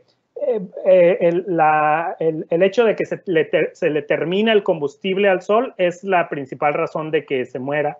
Y no todas las estrellas se vuelven nebulosas planetarias. Ya les decía que las estrellas grandes, las estrellas más chonchas, más masivas, estas se mueren más bien como una explosión de una supernova. Y estrellas como el Sol, y hasta 8 veces el tamaño del Sol, se mueren como nebulosas planetarias, pero más de 8 veces ya se mueren como una explosión de una supernova. Ok, muchísimas gracias, doctor. Otra pregunta es, ¿cuáles son los astrónomos que más admira y por qué? ¿Y es difícil la carrera a la que usted se dedica? A ver, voy a empezar por responder si es difícil o no. O sea, es difícil en el sentido de que es difícil como cualquier otra labor que uno hace. A veces se cansa uno, a veces no salen las cosas como uno pensaba. A veces uno se enfrenta con un problema realmente difícil que uno no sabe cómo resolverlo, y no sabe uno a quién preguntarle. Entonces, y a veces, obviamente, pues uno también tiene ciertas,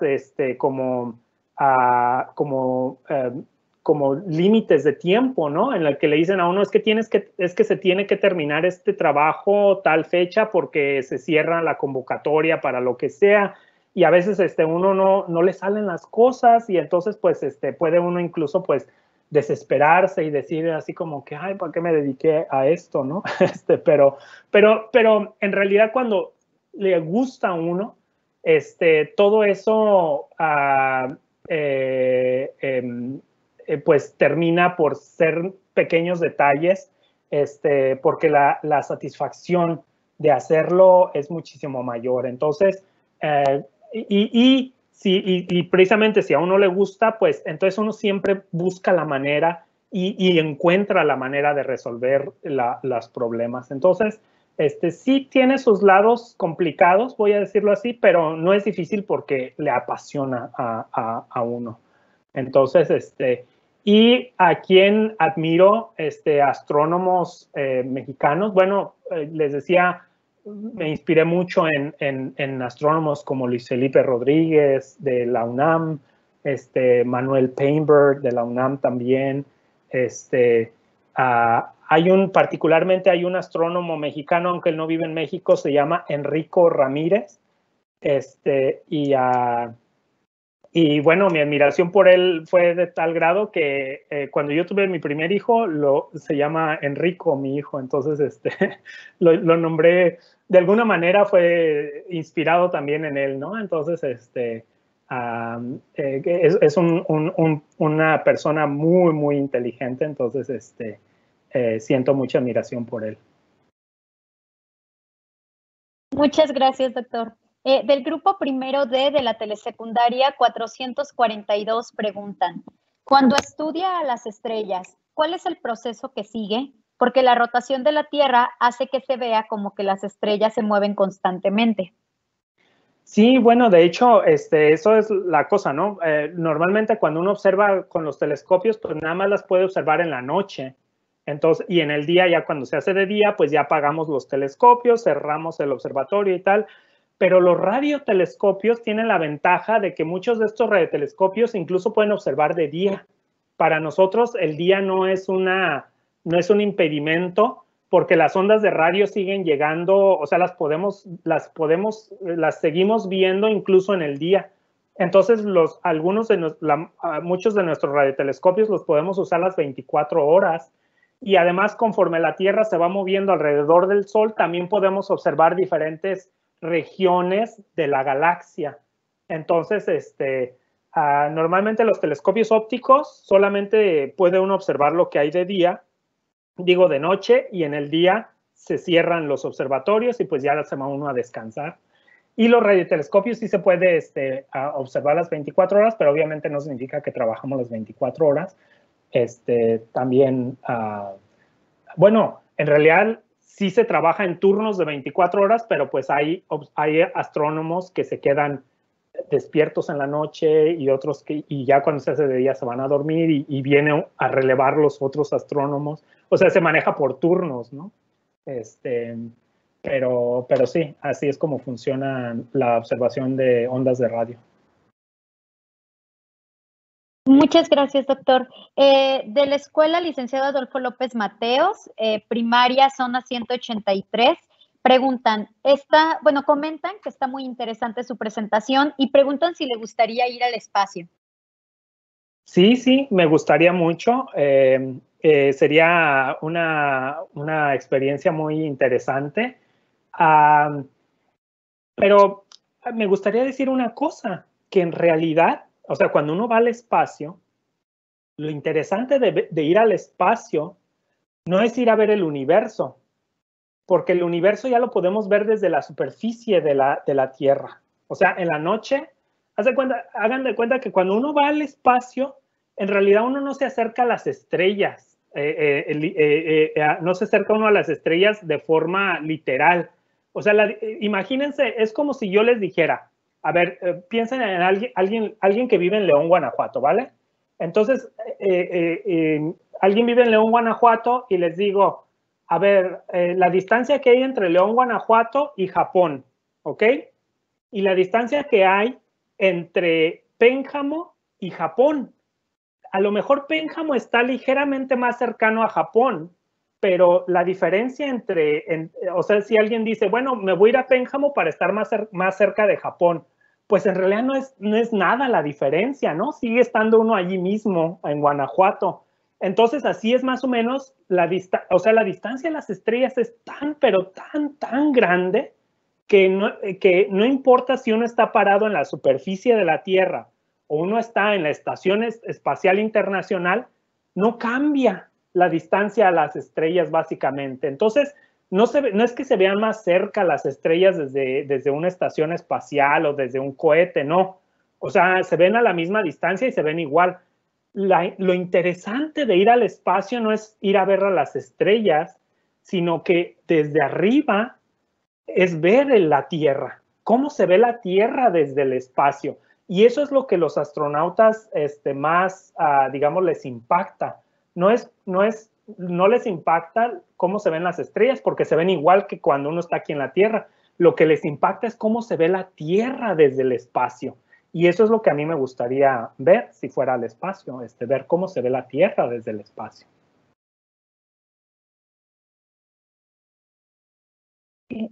Muchas gracias, doctor.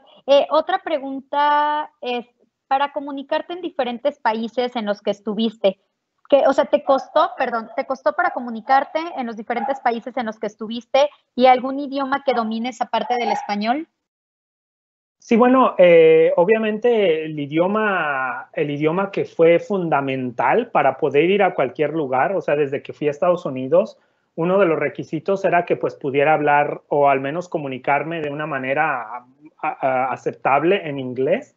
Afortunadamente siempre me gustó el inglés desde que estaba en la secundaria, que fue cuando empecé a tomar clases de inglés en la secundaria, es cuando se empezaba, a lo mejor ahorita ya incluso se ofrece en la primaria, pero cuando yo era niño, el inglés solamente se empezaba a estudiar cuando uno estaba en la secundaria. Entonces, pero me gustó mucho el inglés y entonces, entonces cuando ya tuve la oportunidad de ir a Estados Unidos, yo ya podía hablar un poco inglés y en Estados Unidos pues terminé de aprenderlo. Y bueno, con eso ya con el inglés básicamente uno puede estar en cualquier lugar, uno puede ir a trabajar o a estudiar prácticamente a cualquier lugar, pero siempre es necesario dominar, ya cuando uno va a vivir ahí por un periodo, digamos, considerable, por varios años, en un cierto país, es recomendable pues hablar un poco el idioma local. Y les decía yo, pues tuve la oportunidad de aprender japonés en Japón y ahora de aprender sueco aquí en Suecia. Entonces, pues esos son los idiomas que más domino, ¿no? Español, inglés, japonés y sueco. Excelente, doctor. Muchas gracias. Una pregunta más. ¿Qué libros recomendaría a principiantes y aficionados para entrar al mundo de la cosmología y astronomía? Y también, ¿qué mensaje le daría a los estudiantes que no les gustan las matemáticas?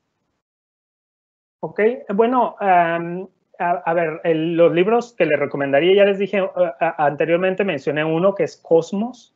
Ese libro para mí es un libro que independientemente de si uno quiere dedicarse a la astronomía o a la medicina o lo que sea, es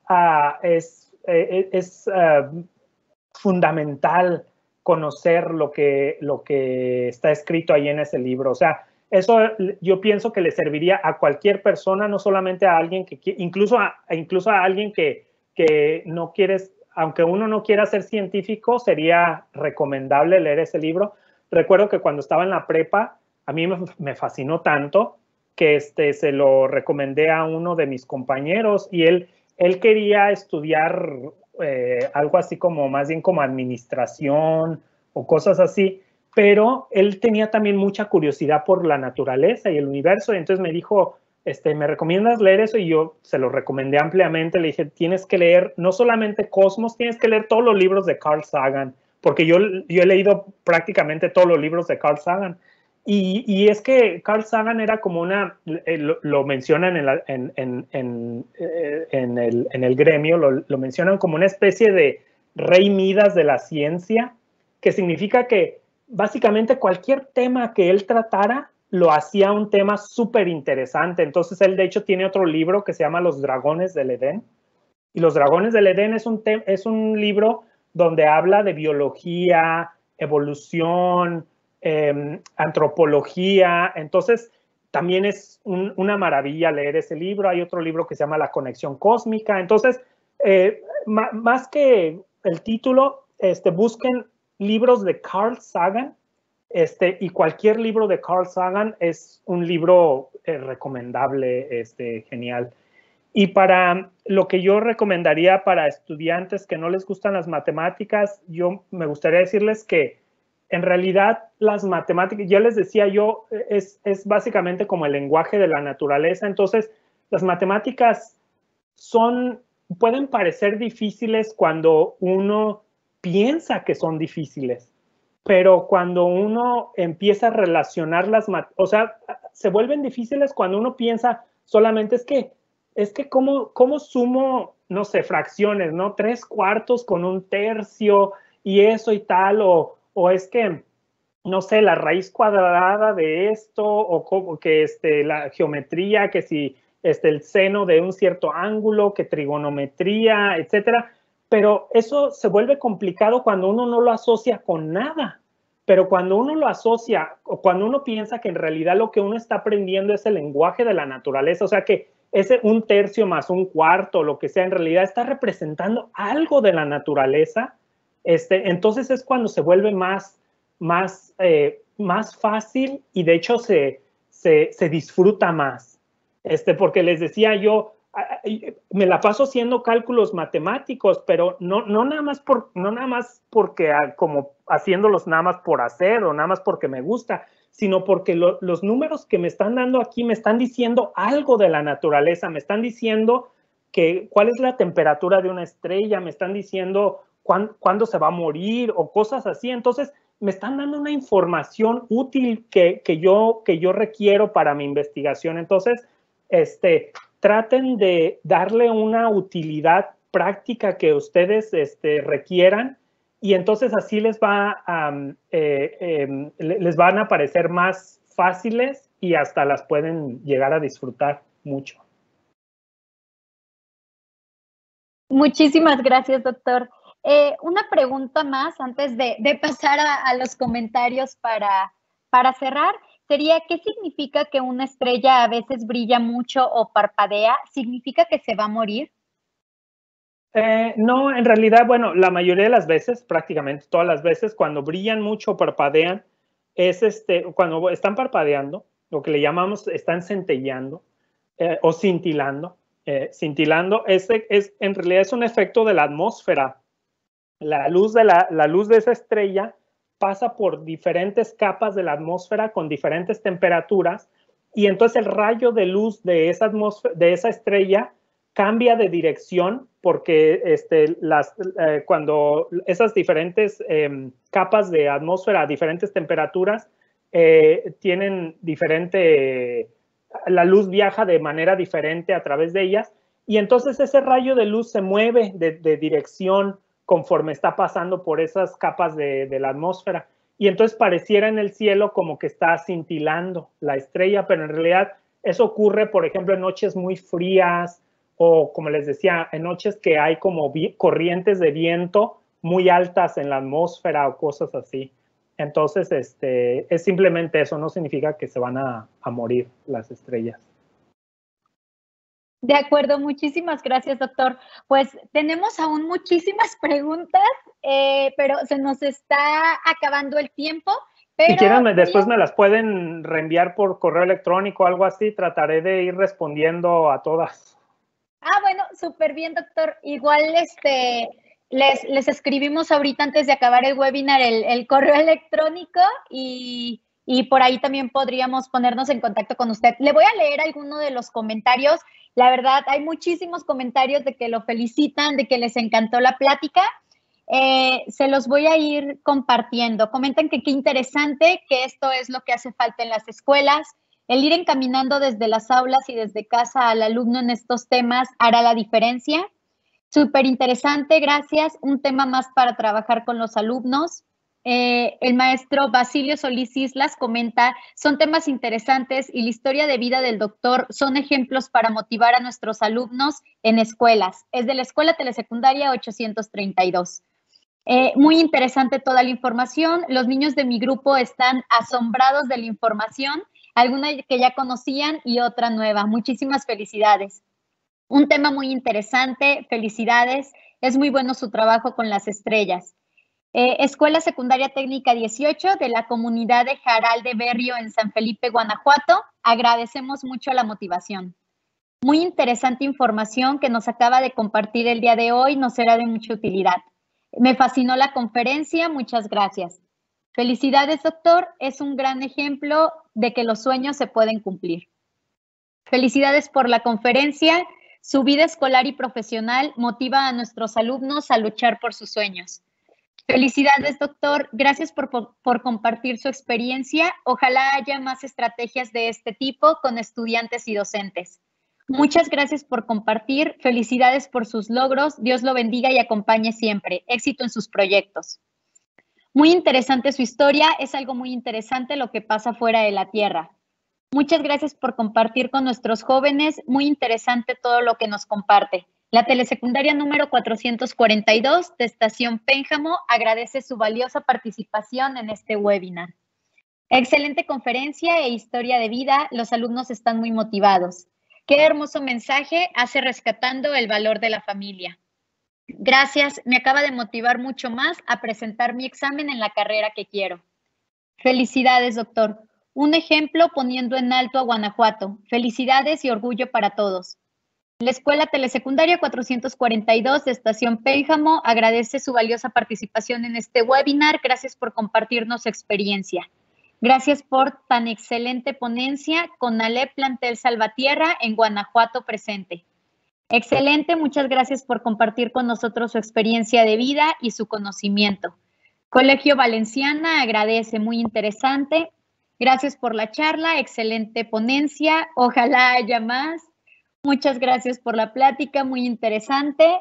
Y pues espectacular, muchas gracias, excelente, con tanta emoción que contagia el interés por las estrellas. Y pues que les encantó la conferencia, doctor. Ahora sí que estos son algunos de los muchísimos comentarios que tenemos. Le estamos muy agradecidos, de verdad. Y pues como...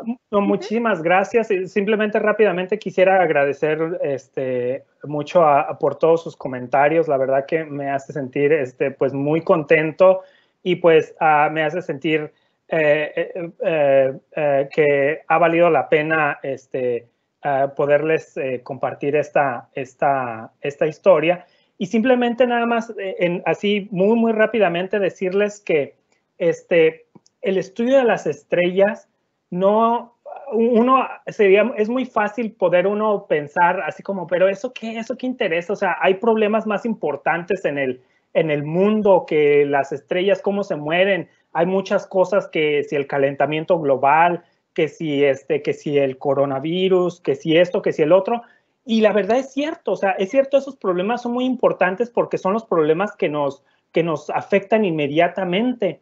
Pero el estudio del universo nos pone en contexto y nos hace entender, nos da de alguna manera, le da sentido a la existencia misma.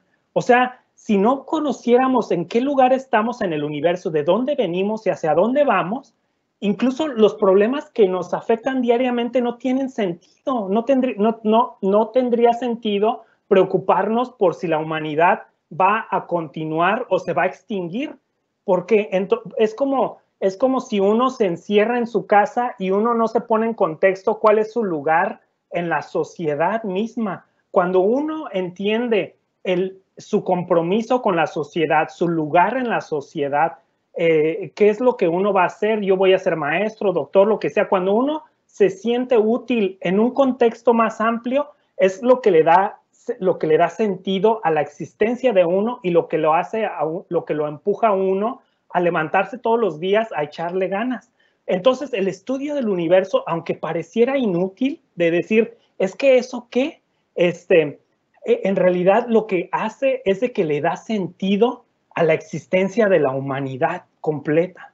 Entonces, así me gustaría, con ese mensaje, así como, pues, básicamente cerrar y agradecerles muchísimo nuevamente por todas las atenciones y sus comentarios pues, tan bonitos que me han dado hoy.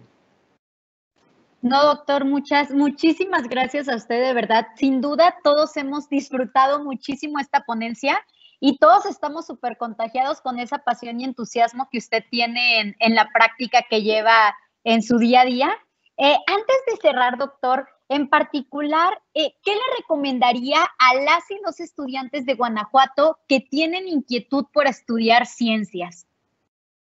Pues yo, como les decía, yo pienso que algo que yo les recomendaría es decirles que, o más bien lo que yo les diría es de que las ciencias no es una actividad que solamente lo hagan ciertas personas, digamos, elegidas o con cierto estatus o con cierto grado de cierta que tengan digamos, un grado o que estén o que tengan una economía, se me fue la palabra, cuál es, como el estatus social, no es un estatus social, pero que tengan como el dinero. No es necesario eso, sino cualquiera de nosotros puede hacerlo. Yo no sabía cuando yo vivía en Pescadores, yo no sabía, pero de forma hasta cierto punto instintiva, simplemente fui siguiendo ese camino, como un poco así medio a tientas en la oscuridad de que pues me voy a Morelia y luego me voy a la UNAM y así y tal, y de alguna manera lo logré. Entonces, lo que quiero decir es de que no es algo que esté limitado a una cierta élite de personas, sino que simplemente sigan esa pasión y van a encontrar ustedes el camino. Y que pregunten mucho, pregúntenle a sus maestros, pregúntenle a otras personas que ya hayan tenido ciertas experiencias. Les decía, pueden incluso contactarme a mí y si tienen alguna duda, algo que les gustaría saber en algún momento. De hecho, de otras experiencias que he tenido, de otras conferencias, algunas personas me han contactado y hemos estado en contacto continuo, en la que me dicen es que yo estoy pensando, estoy un poco dudando si meterme o no a esta carrera y tal, y después platicando un poco conmigo, ya después dicen, sí, ya pude elegir qué es lo que yo quería hacer, ¿no? Entonces, expresen lo que piensan, no les dé miedo a tomar ciertas decisiones, aunque parezcan raras. Como les decía yo, cuando yo estaba en la prepa y le conté a mis maestros, me decían que no, que esa no era la cosa para hacer, porque no había trabajo en la Piedad, pero no tuve miedo y continué con eso. Entonces, yo pienso que es bueno que sigan sus instintos y lo que más les gusta. Claro, muchísimas gracias, doctor. De verdad, como le comentaba, usted es un vivo ejemplo de inspiración. El solo escucharlo hablar nos contagia con esa pasión y entusiasmo que tiene en su labor.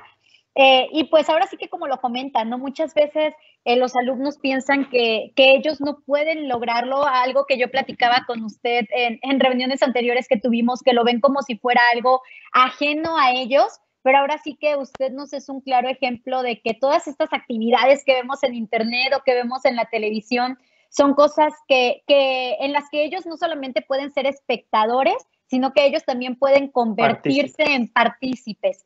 Claro, ellos pueden ser parte de todo esto y pues usted es un claro ejemplo para nosotros de que no hay una limitante y que podemos lograrlo si se lo plantean realmente. Muchísimas gracias, doctor. Y pues, bueno, antes de cerrar, quería comentarle, ¿podemos compartir entonces, doctor, su correo electrónico aquí con los participantes para que se contacten con usted? Sí. Ajá. Sí. Ok, muy bien. Muchísimas gracias, doctor. Y pues antes de cerrar, pues como le comentaba, agradecemos muchísimo su calidez y sus ganas de compartir con los estudiantes del estado de Guanajuato toda su experiencia y estudios que ha realizado. Y pues para cerrar, le hacemos entrega de este reconocimiento, que se lo leo, es la Secretaría de Educación de Guanajuato, otorga el presente reconocimiento al doctor Daniel Tafoya Martínez por su participación como ponente en el webinar Construyendo el Camino hacia las Estrellas, Guanajuato, Guanajuato, 14 de octubre del 2021. Ahora sí que aplausos desde la distancia, doctor. Muchas gracias. Le agradecemos muchísimo, de verdad, estamos todos muy contentos. Le aseguro que de aquí todos salimos muy entusiasmados. Ya quiero meterme a estudiar otra carrera, ya quiero estudiar astronomía también.